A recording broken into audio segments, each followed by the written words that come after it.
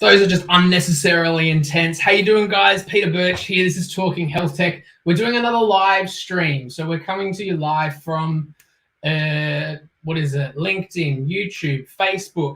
You can watch us on all three. Hopefully you got a little notification and you're watching us either across Australia or in New Zealand or in the UK. We're in this kind of gap where anyone at any one point in time could be watching live. So make sure you send a comment. So you put a comment in whether you're watching on LinkedIn or YouTube or Facebook, so that we know you're there and you can determine the nature of the conversation and which way we go tonight. So we're going to go for the next hour, and we've got a special guest. We like to bring someone on and have a chat, and I will bring him on in a second. We're going to be joined by Steve Vlok from Celo. Hey, Steve, how you doing? Good, Pete. How are you? Really good, mate. Thanks for coming on. And yeah, it's going to be a good chat. We had the unnecessarily anxiety-riddled countdown there to really, gee us up for a evening. But it's a bit later in the evening for a New Zealander as well, right?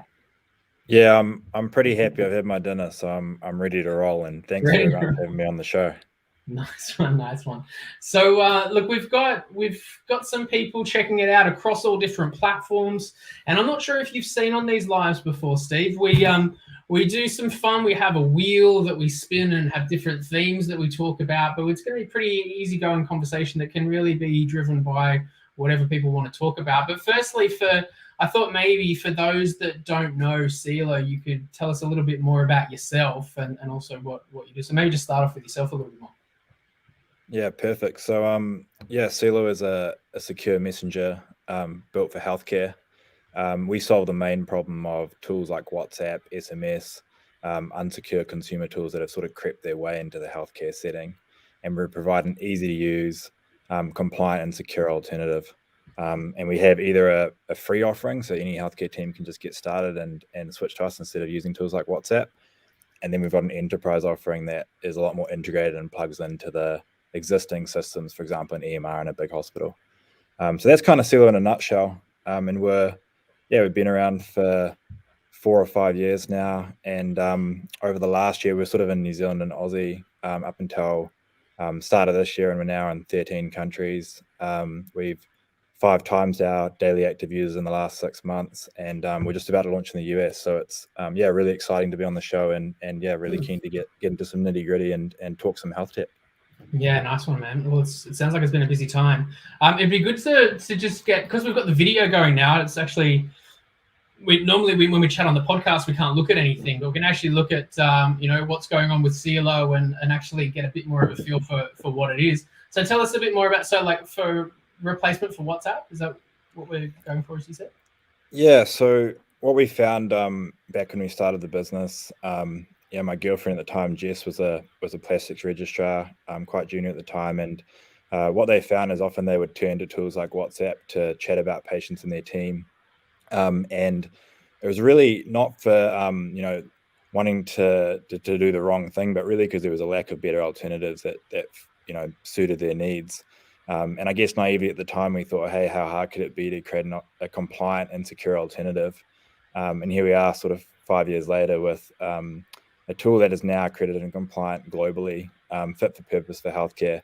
But our biggest strength is probably just how super easy it is to set up and start to use. So no training required. Really hard for teams just to ditch WhatsApp, and our biggest attribute is just how sticky and the high utility value that it has from day one. Yeah, it's kind of it's almost jarring seeing something that looks so nice in healthcare. Maybe that's a bit of an indictment on healthcare technology generally, but it's looking pretty clean. So I guess that needs to be for something to be picked up and just used by people on the go. Yeah. I mean, thanks. It's definitely there's a lot of consumer look and feel to it. We look at tools like Slack, Zoom, WhatsApp, Messenger, all these tools that people are just used to in their day-to-day. And if you're not going to be an equivalent to use or better, I think that's where the uptake really struggles. Yeah. Well, nice one. Look, it'd be good to let's delve into some of the important topics for this evening. And last time we did this, we used the wheel rather than just deciding what to talk about. We used the trusty wheel of names. And remember, if you're watching live, you can certainly let us know any topics that you want to talk about, or themes, or things that you think we should talk about in this session today. But I'm really keen to chuckle a few things on here. Firstly, I wanted to put on this whole approach of shadow IT, because we were talking a little bit before about that, and the concept of bring your own device.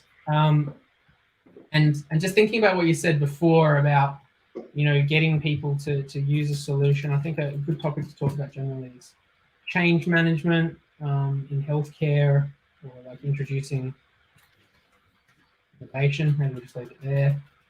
Feel free to suggest anything else too. Here. I mean, we're all about virtual hospitals at the moment, so we'll put that on. And you mentioned that your girlfriend was a registrar. I think the importance of clinical experience is a good one to chat about. And let's put, you know, it sounds like it's solving a real problem, so we'll go problem first. Solution later. I feel like that's something that a few companies can learn from. Anyone else? We've got a last minute or two before we spin the wheel. And so what we'll do here is spin the wheel, and then that'll choose what we're going to talk about, and we can always add things on. So we might get it going now, and then we can start the conversation. Hey, Bern, I can see Robert's in the community as well. We'll throw his on there in a second. Now we've got here, we're going to talk about change management. Oh, there's a fanfare and everything. Look out. We'll let the fanfare go, and then we can talk. And then all right, fantastic. There's a night of unnecessary fanfare going on. So I'm going to hide my screen for a second and go back to this. Okay, so change management. How have you, like, I'm curious, Steve, in terms of change management generally in healthcare. We talk about it often on the show. It's a bit of an inhibitor for a lot of people in implementing new technology. What are some of your experiences for you guys? Yeah, I think overall, new technologies or innovations in health are sort of faced with a really complex ecosystem, right? So you've got these massive hospitals with thousands of staff and I guess a lot of complicated systems and existing stuff that's sort of sitting there alongside all these new tools that get introduced. And then you've got a really complex management structure as well, right? You've got this executive team, and then you've got your clinicians. And I think it's getting better in terms of the clinical end users being involved in some of the decision-making early on in the procurement process. But even at the end of the day, when you've got a license that's rolled out, or you've got the solution that enters the workplace, sometimes it feels a little bit like it starts at the solution rather than the problem at play. And what we found is that obviously there's a problem, right? Like, this is a global problem. A lot of studies have been done. Recent one, British Medical Journal did a study around how instant messengers creep their way into a healthcare setting. And what we find is that the change management process that we find really successful is that when there's a clinical leader or a champion amongst the team that decide this is something that they're going to get behind, and usually it's got to be someone that's influential and respected within the organization, and that's got to be underpinned by executive support. So it's really difficult when you don't have both. And I guess from our specific example is we found the clinical influence the most important. So for us, even in departments when potentially the executive team at the top of a hospital might not be behind it yet, or they might not have gone down the enterprise route, we find departments still use our free version. They show the utility value of the tool, and then that very quickly propagates up the food chain to where it can make some of the whole system differences, especially when it starts to integrate into the existing systems. But yeah, I guess in terms of lessons from us, it's clinical influences and executive support, and having both of those. Change management is actually pretty easy to achieve, but you've got to have the key clinical and executive stakeholders behind the project. Yeah, I think that covers on a few of those points before. Robert raised a question that I think he spoke to before, which was around how it integrates with all the other solutions. So does it tie in with all the big systems?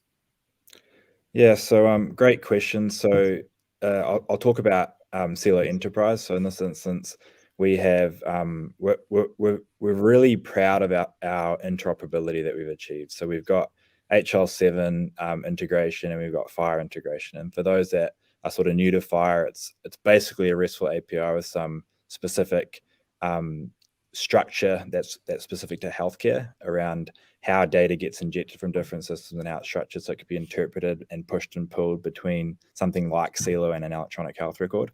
But that's sometimes difficult to achieve in a complex health system. So what we find is, because we're a SaaS product, we just got a specific data structure. So for example, we talked about images and short videos.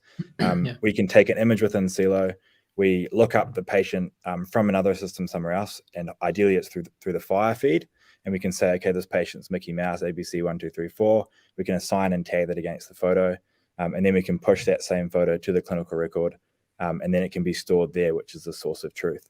So Celo is not an electronic medical record replacement. It's purely a collaboration tool that can sit on top of that layer, and I guess empower the clinical record, so to speak. Yeah, it's because otherwise it kind of just happens anyway, right? Like that's the whole point. Is the like you said, they'll go to WhatsApp anyway, or they'll go to something else. So may as well do something that can tie in, if the group decides. Yeah, cool. All right, so we're going to spin the wheel because there's a couple of topics that you mentioned there that or a couple of points you raised, which will probably come up on the wheel. Let's do that. I've worked out how to make it automatically drop off the wheel. By the way, guys, if you're just joining, we're doing a live stream chat.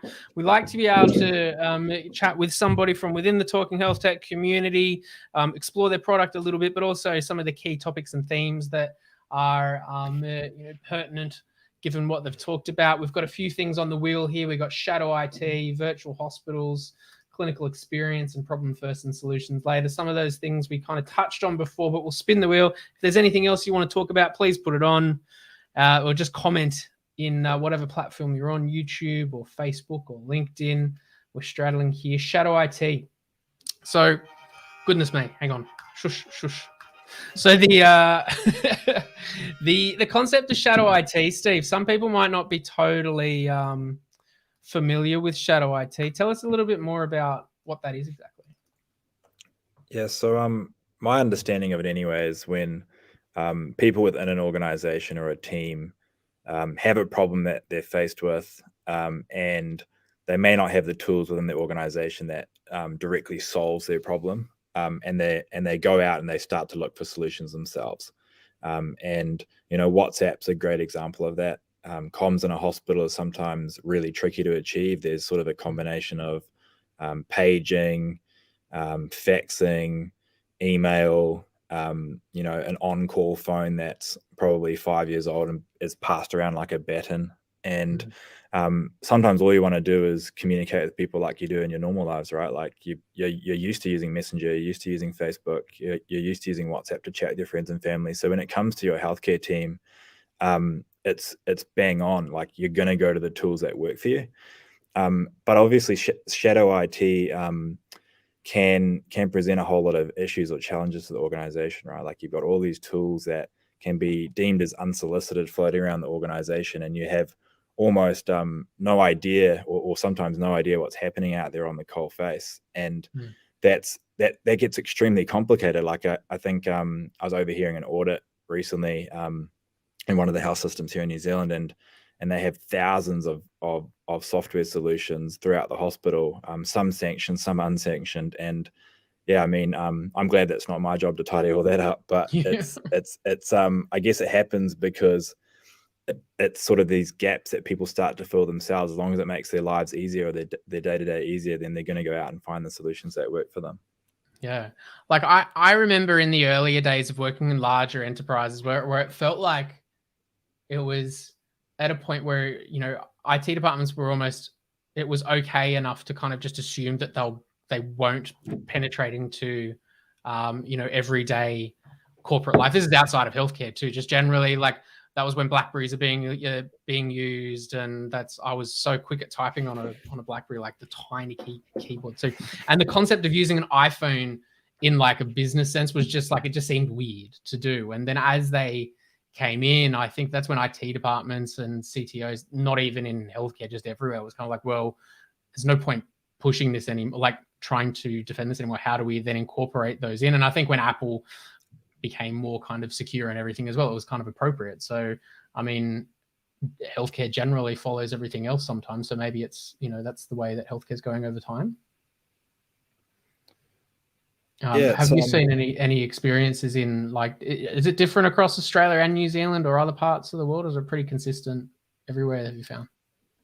Well, when I think specifically about our customers, usually they come to us with a problem of, hey, we have all this SMSing and WhatsApping and stuff happening across our organization, and we've usually the story is the same. They know it's a problem. Sometimes it's been too hard to solve, or they're worried about what happens when they just say, okay, you can't do it. So that's sort of I guess a problem statement. But what we find is that generally they're really keen to make a change if it means that it's going to work, or if they know the solution that's going to replace it is going to work for the staff. But it's not limited to New Zealand and Australia. I guess the only thing that we have here is specifically to our product, there's a lot less I guess compelling reason or legislation in NZ and Aussie around, okay, what is the reason to change? There's some severe penalties, but a lot of the time they're not enforced. And if we look at the UK as an example, there's some, NHS boldly put out a statement in WhatsApp is banned, and they did that back in March 2020. And if you ask the organizations or the state policymakers in Australia and New Zealand, they really shy away from answering those big questions. And I guess because of that, shadow IT is probably more prevalent in ANZ or in our area anyway. Yeah, it's funny, you get when you ask people about shadow IT, it's kind of one of those things. It's a really good question.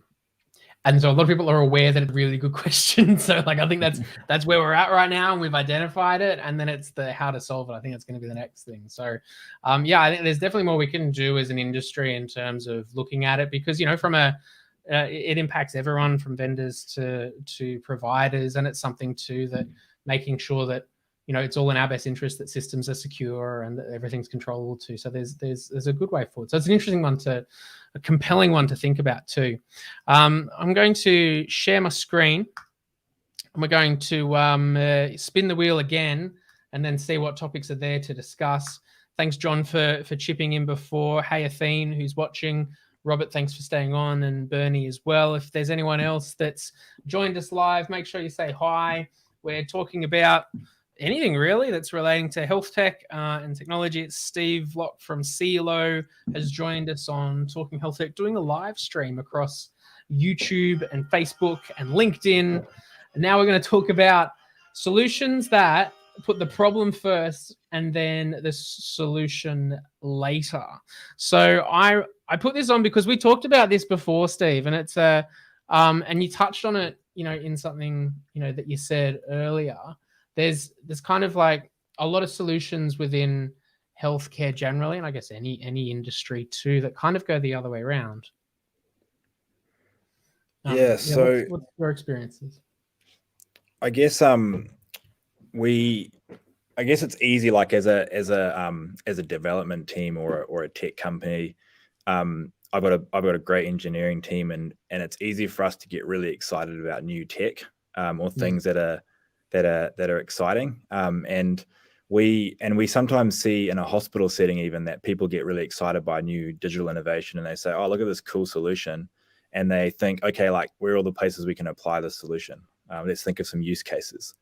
And what we find with that approach generally is that the use case, when you try and fit a use case to the solution or to the technology, it's normally not a great match. In some cases you might get lucky.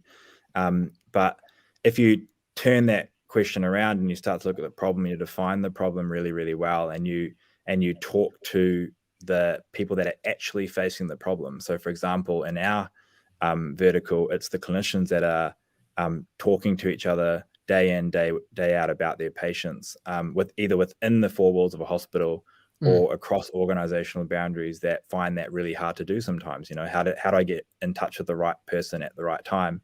And then try and work out their biggest pain points, and then build a solution around that and try and solve real problems from day one.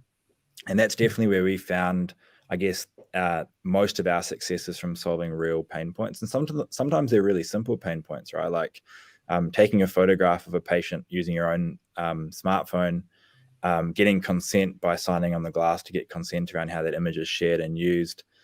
Seems like a really complicated problem to solve, but it's not really. You've got a very good camera on your phone.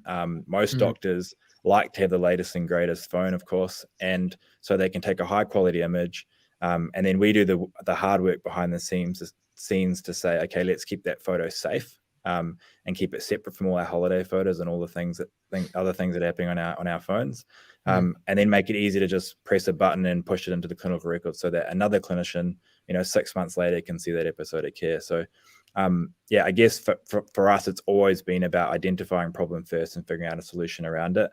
And I think sometimes, shiny new technology can get in the way of solving real problems, and you can get really excited about new fancy tech and think, okay, well, let's find some use cases.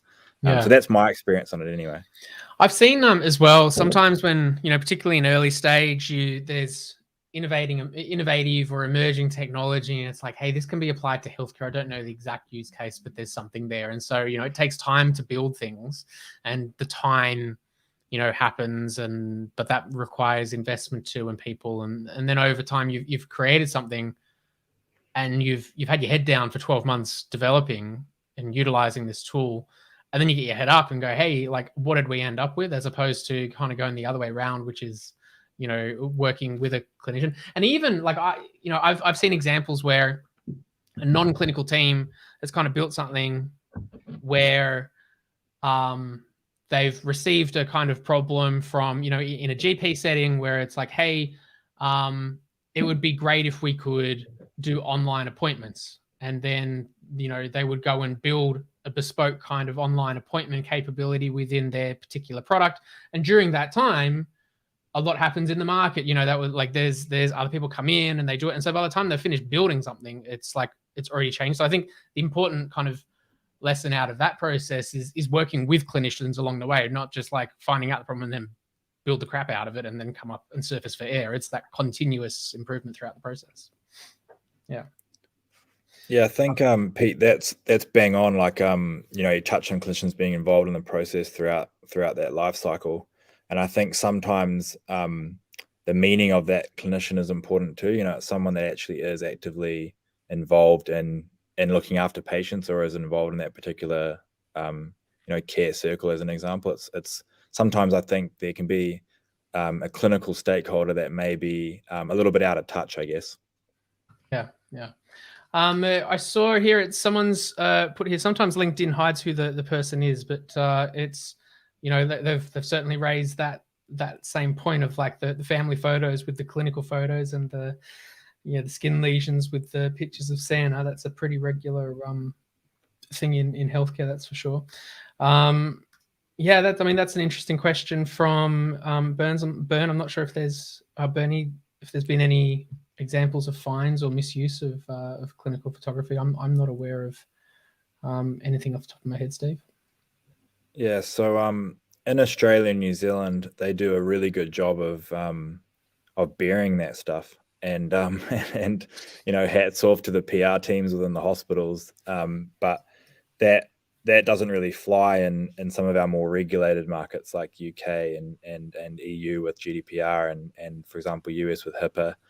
But I did hear about a recent case, and please, if you're in the comments or you're watching this, set me right if I've got my details wrong. But I know there was a case in the Brisbane area where an email was hacked, and that was sending patient images between email, and those images were ended up in the wrong hands, and they did put out a statement about it. The hospital did put out a statement, but you really have to go looking for it on their website. And that was, the requirements in Australia is you've got to make a statement to the press or to the public, inform them. But it's buried in the 10th menu on the 10th page, and then there's a very small statement about it happening. And I guess the short answer is it's more of a slap on the wrist, acknowledge it, and then there's not a fine, but that is changing. Like in Australia, the penalties for corporations is, $2.1 million for an organization, and I think it's from memory, it's about 420K for an individual. Wow. In New Zealand, it's 350,000, which is in line with Privacy Act and the Health and Disability Commissioner Act. And then in the EU, 20 million euros or 4% of turnover, whatever's the biggest of that amount. And then in the US, where penalties are handed out left, right, and center, they have the average HIPAA breach amount for a health system is $350 million a year. You know what? I'm blown away by two things. The fact that those numbers are like quite high, and that's quite sad, but also the fact you knew that off the top of your head is ridiculous. So, well, I think it's an important issue to be aware of. Obviously, it's our game, right? Like it's our space. We need to know the little details. Well, that's such an important point, right? And like to the point around seeing what moves the needle and change, and I guess like if it's not going to be about functionality, if it's a financial impact on businesses, then that's what it is. But like whatever like motivates change, I guess that's and in the end, if it results in better patient safety, more security, and all those things that we're all working towards, then that's a good thing. All right, so I think we touched on some of these before, and actually there's two left. So if there's anyone else that wants to add anything to the wheel, otherwise we'll just talk about one. Let's talk about the I think we touched on this a fair bit on if there was anything else to add on the clinical experience, just generally from my thoughts, and I will throw back over to you to add anything else.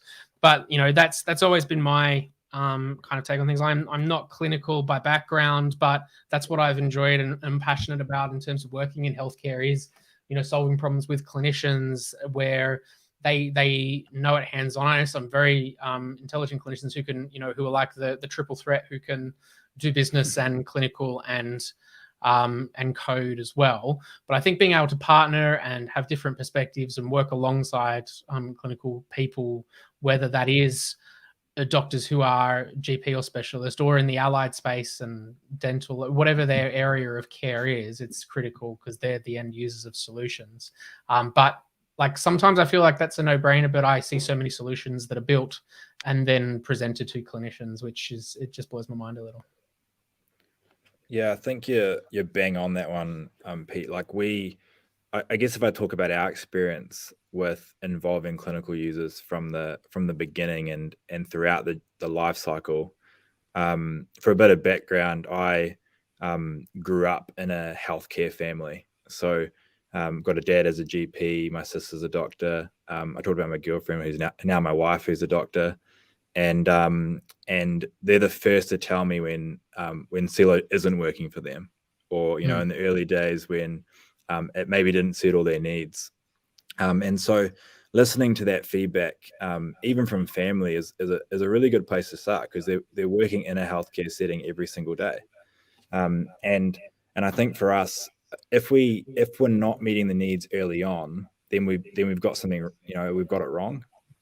And I guess from a DHB or an LHD point of view, what we often see is that in some of the clinical leadership roles, the people involved in those roles, like some organizations, it's really awesome and they're actively involved in clinical practice, and so they're kind of at that coal face. They know they represent the voice accurately of the users that have these problems, and so the solutions are built around accurate information.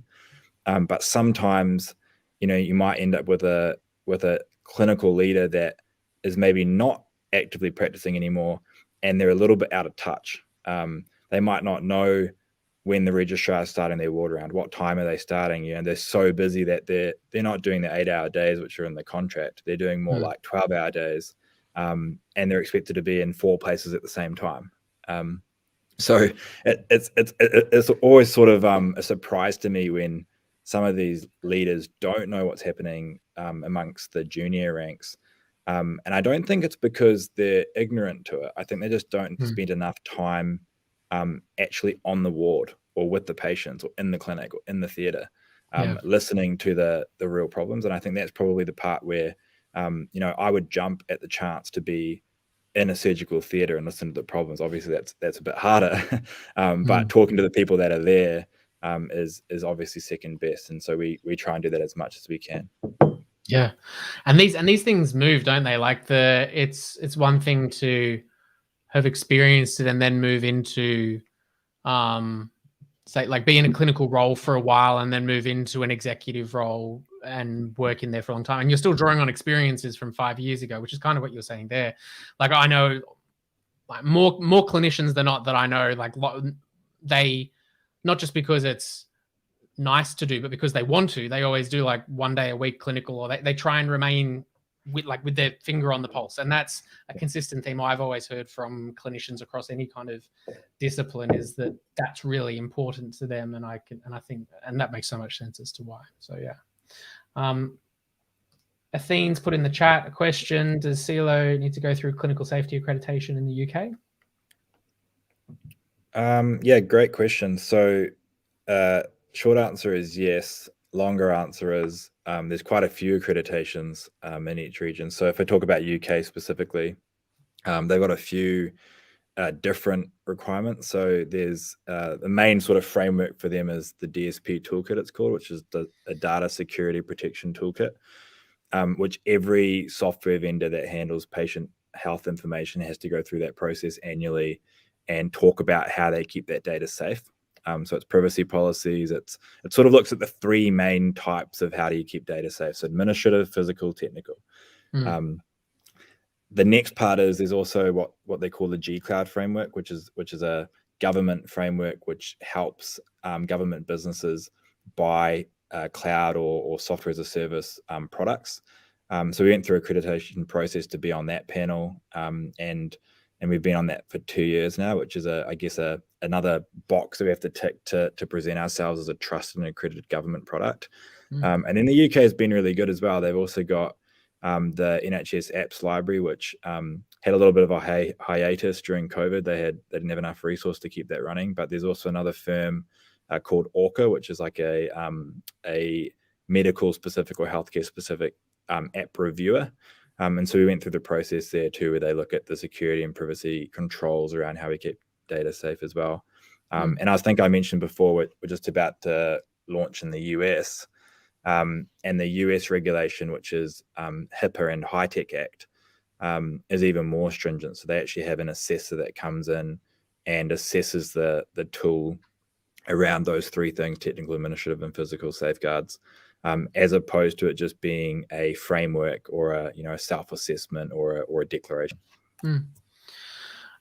With the launching in the US and really expanding in the UK, particularly over the past 12 to 18 months, I'm going to hazard a guess and say there's not been a great opportunity to do a lot of travel in the US and the UK over this period of time. How have you found that whole process of scaling out the business from the other side of the world?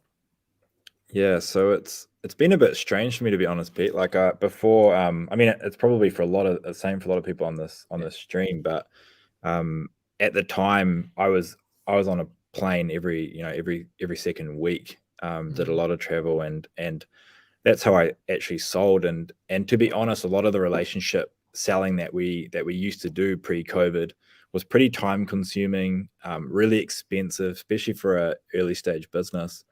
And I, looking back now, it's crazy to think like I'd do a day trip to Sydney from Auckland, like for 1 or 2 meetings, and it's been a good excuse to just say, oh, can we Zoom?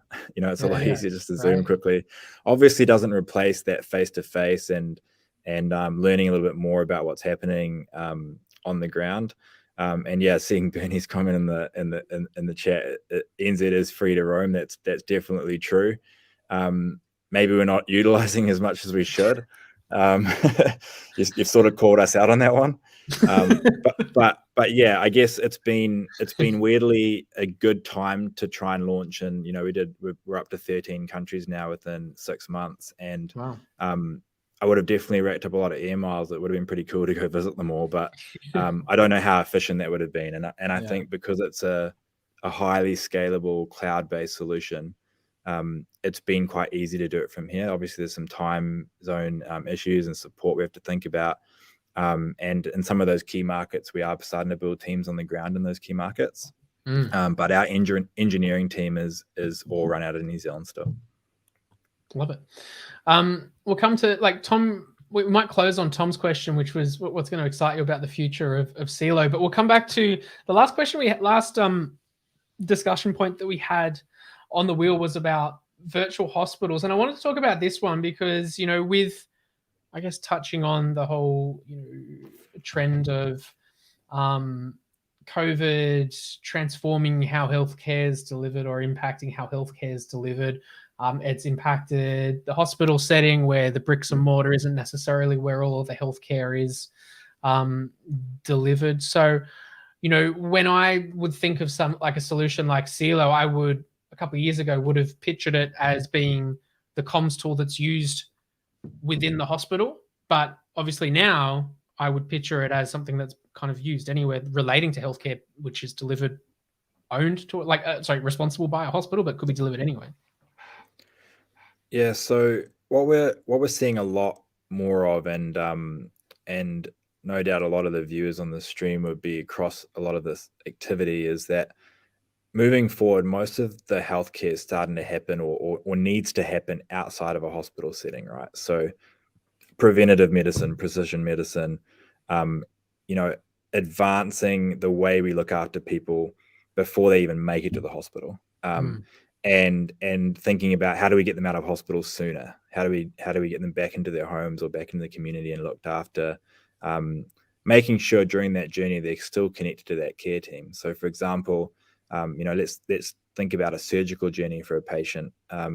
Might go through their GP or primary care facility, get referred to a surgeon for some sort of elective procedure. They have that. Maybe they're in hospital for a little bit, and then they're discharged back out in the community, and then they're under the care of their community team, which might include their GP and district nursing or some other community caregivers. Might even involve support workers if it's sort of rehab work or something like that. Maybe there's even some physio involved. And so we see at the moment, when you're not using something like Celo, there's a lot of barriers to how this team during this entire life cycle talk to each other. And Celo is, and I guess from one of the, a differentiator from a tool that might just be put into a hospital setting, the communication kind of ends when you leave that building or into that building, it starts. And so with the Celo product, we help break those organizational boundaries down.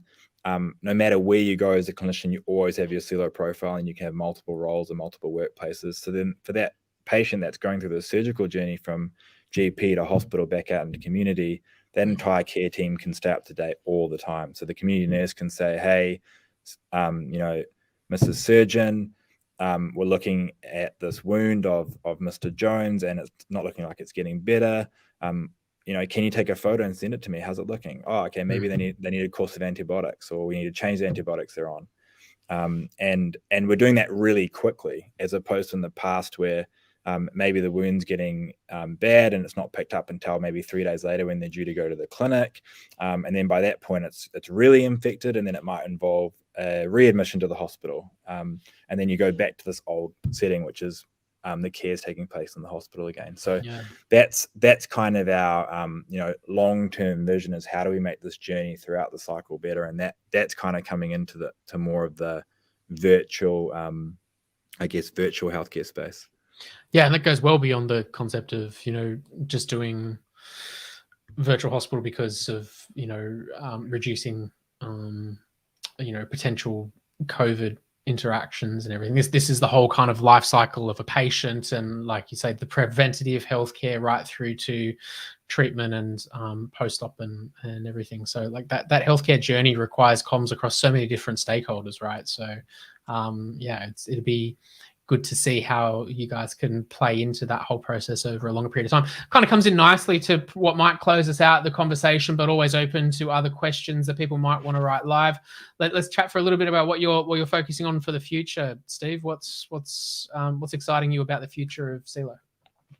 Yeah, so I think what we've seen in the last 6 months with the growth that we've had is more than ever and maybe COVID helped accelerate a little bit of this thinking, is that the timing is better than ever. People are really adopting the product, and there's a lot of organic spread. So in a lot of health systems, it's become the go-to tool to communicate. And the really next exciting thing for us too is moving into the US market. It's a highly regulated environment. HIPAA and high-tech are extremely strict regulations that the penalties are, super severe. So there's that sense that the market is really well educated already. So rather than what we found maybe a year or two ago in New Zealand and Australia particularly, is we would go in and we would actually have to educate the buyer. You've got a problem in your hospital, and they say, we've had some pretty crazy answers. Oh, what are you talking about? Like, doctors don't use their own phones at work. And it's like, okay. And so how do you then sell a solution for something that is potentially not a problem in their hospital? So yeah, US is super exciting, and we're starting to build out the team, and bringing on some institutional investment in the next 12 months, which is going to help us double down on product and growth and marketing activity as well. Love it. Hey, just lastly as well, Steve, we'll be doing a session at the Talking Health Tech Spring Summit in September. We'll be announcing the lineup for that soon, but a bit of a spoiler alert. There'll be Celo and others that will be featured in that session. So likely we'll cover some of these topics and themes that we've talked about this evening, but probably with a broader panel. Is there anything that you think, like, what are some of those key themes or issues that you think as a broader industry we need to be thinking about and kind of progressing further? Some that we've probably already talked about, but are there some that really kind of stand out to you that as an industry we need to kind of push further? Yeah, I think probably the biggest pain point that most early stage innovators face is the procurement lifecycle or ability to implement a new innovation at scale within a health system. So health systems, particularly publicly funded, like I'm talking UK, Australia, New Zealand, are really good at doing pilots. Like, hey, cool new tech that solves this real use problem that we have. Let's pilot it. And then we choose a couple of departments, or maybe we get lucky and choose a whole hospital and we pilot it. And it works really well. Like, it's successful. Everyone loves it. It's sticky. It has real outcomes. And then they go to, okay, well, they move to another hospital, and why don't we have this tool here? And we've got to procure it. And it might go to RFP. And then when it goes to RFP, all these new feature and requirements start to kind of creep in. And then you end up with this RFP that tries to solve everything. And we see that more and more, right? Like, it's easy to say, okay, let's solve communication. Oh, while we're doing that, why not solve all these other things at the same time? And then you end up with the solution that's meant to do everything. And what we've learned so far is, if you work on something that is, sort of in your lane, and you do it really, really well, the adoption's really great. WhatsApp is a messaging tool. Celo is a messaging tool. We don't try and do everything, because usually if you try and do everything, you do it, averagely, as opposed to having a solution that works really, really well for that one problem. So I think that's, it's a challenge to the publicly funded health systems, is how do they break down those barriers and move away from this sort of pilot environment to actually rolling things out at scale, and trusting these new SaaS-backed cloud products that are able to be scaled. Like, we could turn on Celo for the whole of the Australian health system tomorrow, and it would be super cost effective, and everyone could be on it. But in reality, that's very difficult to achieve. Look, mate, I can't wait to discuss some of these things and more later at the Spring Summit, and I'm sure in future episodes of the podcast, or kind of more, engaging interactive sessions like this. So look, I really appreciate you making the time. Thank you everyone who's attended live and contributed to the conversation. This episode will take the audio, clean it up, and put it out as a future episode of the Talking Health Tech podcast soon, for all those people who check it out and didn't make it live. And of course, the video's here to watch on LinkedIn or on YouTube or on Facebook. There, the recording. So if you've missed it and you've just joined, then go back and watch it now. So Steve, look, good luck with everything you're doing in the future, and thanks so much for joining. Lastly, for anyone that wants to check out more, they just go to Celo Health. Is that the best way? Yeah, perfect. And yeah, really thanks very much for having me on the show, Pete. And yeah, to the audience, thanks very much for your participation. And yeah, reach out if you've got any questions and or want to get, dare I say it, get started on a pilot. Get a pilot. Yeah, no pilots, just go live straight away. Love it, mate. Thank you so much. Okay, cheers, Pete. Bye.